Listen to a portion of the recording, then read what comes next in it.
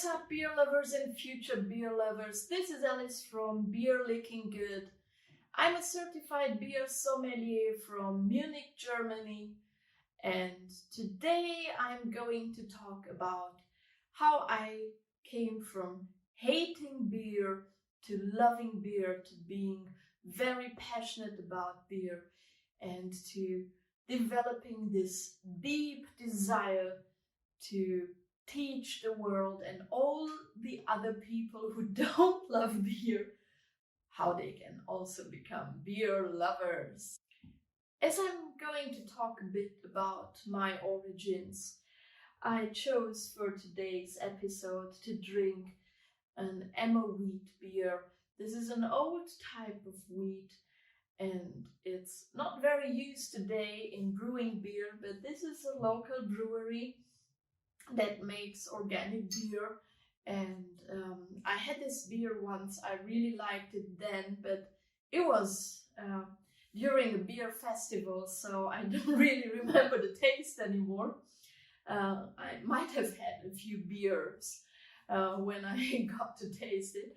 That's why I chose it for today. It's nice and chilled. It's got 5.1% non-filtered. I'm really curious to see if I remember the taste. So let's just start today's episode.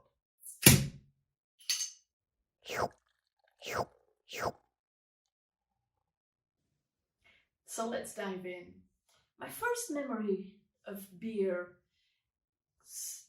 dates from about 38 years ago, when I was about 5 years old. And my father was an avid beer drinker at that time. So every Sunday he went to this beer garden with his friends, and sometimes he took us kids with him, and my mother came along as well. So it was a big get together. And my sister, who was only 2.5 years old back then, sat on my father's lap, and the adults were having a very fiery discussion about some topic. I don't remember, I was 5, but I remember very well how my sister, who was 2.5 years old, that little, took the beer glass in front of her that belonged to my father and just started sipping and sipping and sipping.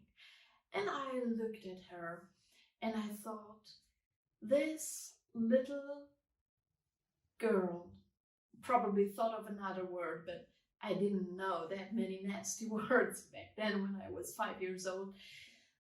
We kids, I mean, I was 5, my brother was 7, and my sister was 2.5.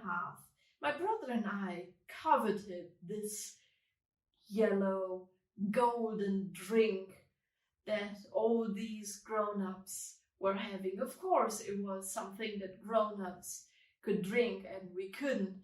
And my little sister, who was 2.5 years old, had her first beer at 2.5. I was very jealous of her. And I started thinking, I will have to drink this as soon as possible. It took a whole while until I had my first beer. I think I had my first wine pretty early, because around the age of 12, I even made wine at home with my grandmother. We had these grapes in the garden, a small vineyard. We didn't do much wine. We had like maybe 50 liters, 50 to sometimes, when we were lucky, maybe 100 liters of wine a year, but mostly it was around 50 liters of wine. I squeezed the juice out of those grapes with my bare fists. I had wounded fists at the end of the day, but I loved the idea that I was part of this process of making this wonderful beverage that adults could drink and that in a few years I would be able to drink as well. So when I was around 15, almost 16 years old, it was around Christmas, and my birthday is at the beginning of January. I was becoming 16, and that's when I had my first glass of wine. It was sweet, deep red, and I loved it. I loved it because it was sweet, and I was 16, almost 16, and I loved sweet things. I didn't know about bitterness and how to enjoy it. My sister already enjoyed bitterness at 2.5 years old, but I didn't really like it. I wasn't into it. That's why the first time I really tasted beer, I was maybe 16 or 17, I'm not very sure. But I can remember that I hated it. The reason why I hated it might be because it was really bad. We only had one type of beer at that time when I was about 16, 17.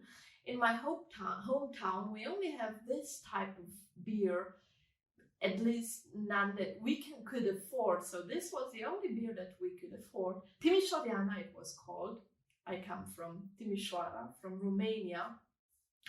And back then, just a little digression, maybe. It's an interesting fact. I'm going to talk about it in future episodes as well, but I will mention it just briefly. Romania is a country that is very Roman. So the Romans came and took over the Romania, the country that is Romania now. And the Romans didn't really like beer. The Romans thought of beer as only the beverage of the poor. They said that it tasted like goat's piss, which is, when I think of it, but never mind. The Romans always said that wine was a noble beverage, and that's what noble people drank. So beer was for the masses, for the poor people. Wine was for the noble people. So yeah, Romania has a very old wine tradition, and we have very fertile lands. We have lands where you can grow wonderful grapes and you can make really wonderful quality wines. And that's why I drank wine, because I really, really loved the taste. It was sweet, it was rich, it was full of flavor, it was silky. It was very good wine. And I made it myself, so there was a plus. And beer, well, beer was the only positive thing that I can say about that beer. Sorry, I have to take a sip now and again. Gorgeous beer, really gorgeous emmer wheat beer. Nothing like you've had before, probably. If you had this one, yeah, you had it before, but otherwise, nothing like any other beer that I've tasted. So when I tasted this Romanian Timișoara beer, the only positive thing that I can say that it was crisp.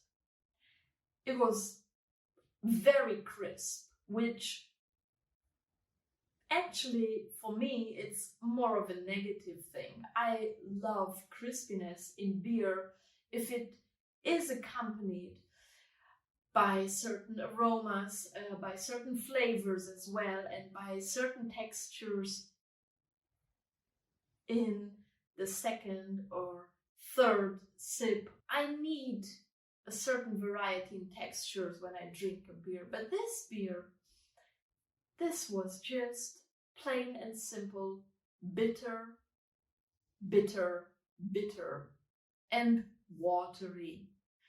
The only positive thing was its crispiness, and this crispiness was only there when it was really, really cold. So no, nothing for me. And you probably know that bitterness is not something that we enjoy instinctively. There are a lot of things that we enjoy instinctively. These umami flavors in food, sweetness. We really enjoy sweetness instinctively. But bitterness is something that tells our subconscious self or unconscious self something is wrong. It's danger, it might be poison, something is wrong. So bitterness is always an acquired taste. And if you don't have anything else accompanying it at the beginning, it might be not that good.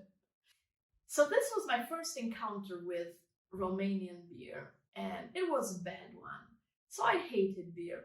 I hated beer till I came to Germany. And I couldn't warm up with the German lagers in the beginning because, well, let's face it, they are bitter and crisp. That's it.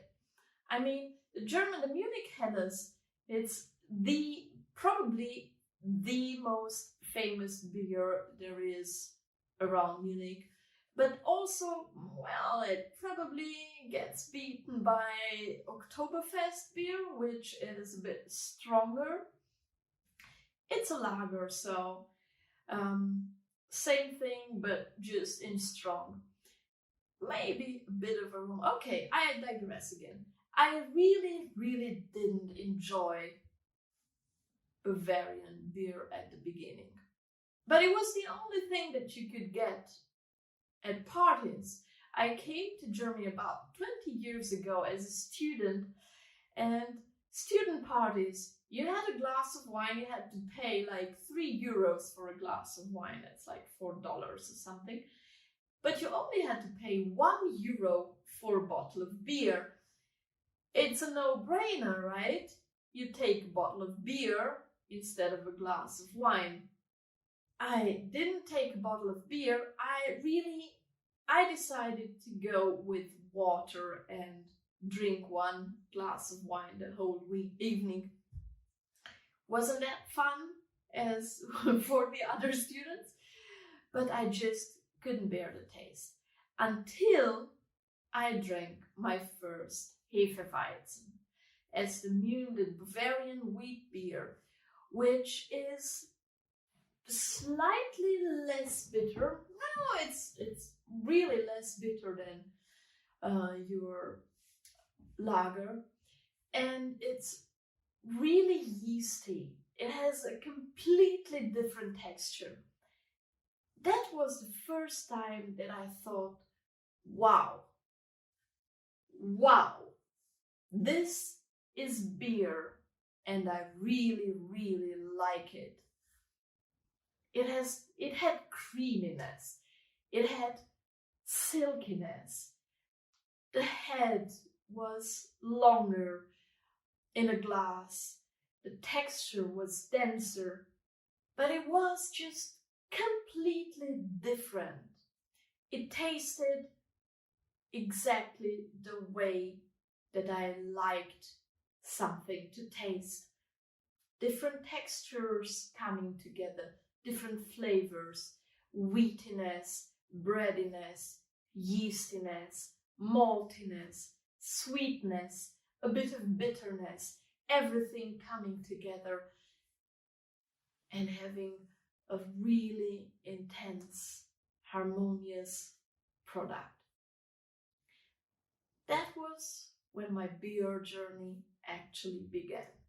That was when I thought, okay, I have to give beer a chance, because I used to drink wine, but I couldn't afford wine anymore. I could afford cheap wine, but that wasn't good. I was used to making my own wine at home. And then I came to Germany and I couldn't afford good wine, so I only could afford cheap wine. And I really didn't want to drink cheap wine because maybe sometimes if you're lucky, you get a really good cheap wine, but actually price really tells quality. So I thought, nice, there is some alcoholic beverage that I can drink in the presence of other people. I can be sociable. I can get to learn people at parties, at get-arounds, get-togethers. I can befriend people and also have a nice, cold, delicious drink. And that was wheat beer. Fast forwarding a few years, well, maybe a few more, I met my wife. And during the years, I came to discover new types of German beer. I came to discover pale ales and red ales and autumn ales, fall ales, and different types of lagers like Keller beer, unfiltered beers, dark beers. One day, it was just maybe at the beginning of our relationship, we went to an Irish pub. And Irish pub, you know, German Irish pub, what do you get to drink? Two types of beer, if you're lucky, Guinness and Kilkenny. Nothing against these beers. I still drink them sometimes when I'm out and there's no other beer on the menu, but they are drinkable. They are okay. It's drinkability. But it was the first time that I drank a Guinness, and it was the first time that I really drank a stout. And I found it fascinating how, you know, that spoon test. When you put the spoon in the glass and the spoon takes a while to reach the rim of the glass. And that was what I did with the Guinness. And I found it fascinating how slowly this spoon moved towards the brim of the glass. So I decided to start and drink stouts. And until today, stouts are my most favorite beers. Imperial stouts, I have to say, my heart beats for imperial stouts. It's not because it's more alcohol, but with the higher percentage of alcohol, you just get so much more flavor. I'm sorry, but it's true. And that's when I started drinking stouts. And that was the point when I decided to learn more about beer. Fast forwarding another few years, my 40th birthday, and I had to choose between 3 presents. And I only remember 2 of them, so if my wife watches this, she's going to kill me. But maybe I had to choose only from 2 presents. I'm not sure. But the 2 important presents I had to choose from were a Thermomix. That is a kitchen device, very cool kitchen device that can do a lot of things. It's a very expensive one, but very useful in the kitchen. And I'm also a passionate cook, so it was something that I could use very well in the kitchen. And this course to become a beer sommelier, this masterclass, I didn't need much time to choose. I decided within a fraction of a second. Becoming a beer sommelier was the best gift I have ever received in my life. Imagine all this fun that I had drinking beer until then, discovering new types of beer, discovering new flavors, new textures, new qualities of beer, up to the point where one definitely long masterclass can amplify it times 100. It brought me to the point where I started this channel in order to help other people who really love beer discover more quality, more flavor, more pleasure, and more enjoyment in tasting and drinking beer. Bringing more fun to it. And also turning those who don't like beer, who maybe have had a few light lagers or a few mass production beers in their lives and don't know what a quality beer is and how much fun and enjoyment you can have drinking it, helping those turn into beer lovers as well. So yeah, this is my development to a beer sommelier. Yes, now you know where my expertise comes from. If you want to learn more about beer, if you want to learn more about enjoying beer and having a lot of fun while drinking it without getting drunk, stay tuned.